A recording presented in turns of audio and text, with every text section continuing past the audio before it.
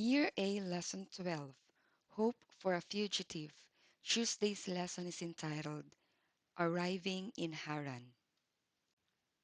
Memory verse, Genesis chapter 28 verse 12. Then he dreamed, and behold, a ladder was set up on the earth, and its top reached to heaven, and there the angels of God were ascending and descending on it. Our Bible reference is found in Genesis chapter 29 verses 1 to 14. As Jacob kept walking day after day, perhaps he thought of how different his trip to Haran was from Eliezer's trip to the nearby city of Nahor many years before. Eliezer had traveled with a caravan of camels and servants to find a bride for Jacob's father Isaac. In the meantime, Jacob's uncle Laban had moved from the city of Nahor to Haran.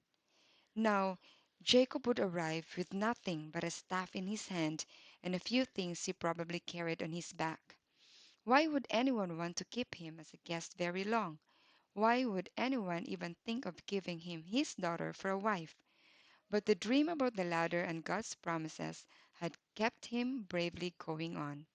Finally, Jacob was getting close to Haran and his uncle Laban's home. In the distance, he could see a well with three flocks of sheep waiting to be watered. When he got to the well and actually met one of Laban's daughters there, it all seemed too good to be true. Read the story of what happened that afternoon. Genesis chapter 29 verses 1 to 14. Then Jacob went on his journey and came into the land of the people of the east. And he looked, and behold, a well in the field. And lo, there were three flocks of sheep lying by it. For out of that well they watered the flocks. And a great stone was upon the well's mouth. And thither were all the flocks gathered. And they rolled the stone from the well's mouth, and watered the sheep, and put the stone again upon the well's mouth in his place. And Jacob said unto them, My brethren, whence be ye? And they said, Of Haran are we. And he said unto them, Know ye Laban the son of Nahor? And they said, We know him. And he said unto them, Is he well? And they said, He is well. And, behold, Rachel his daughter cometh with the sheep. And he said, Lo, it is yet high day, neither is it time that cattle should be gathered together. Water ye the sheep, and go and feed them. And they said, We cannot, until all the flocks be gathered together, until they roll the stone from the well's mouth. Then we water the sheep.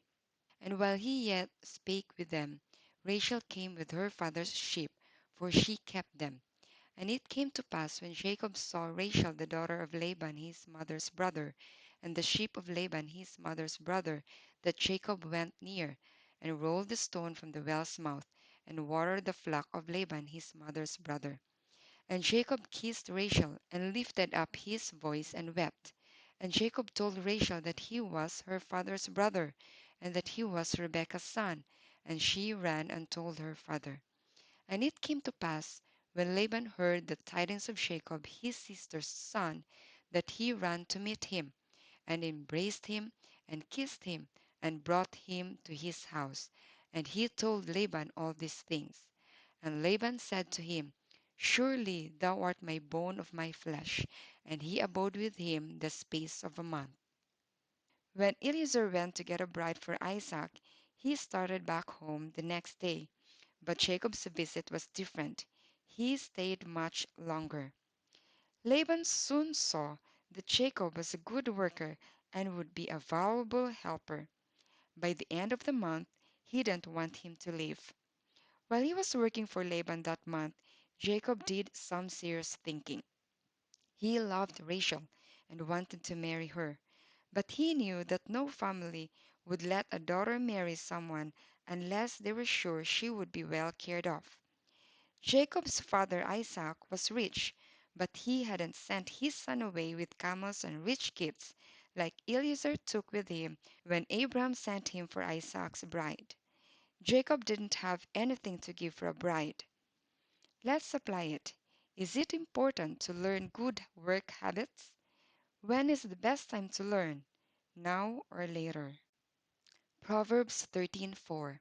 The soul of the sluggard desireth and hath nothing, but the soul of the diligent shall be made fat.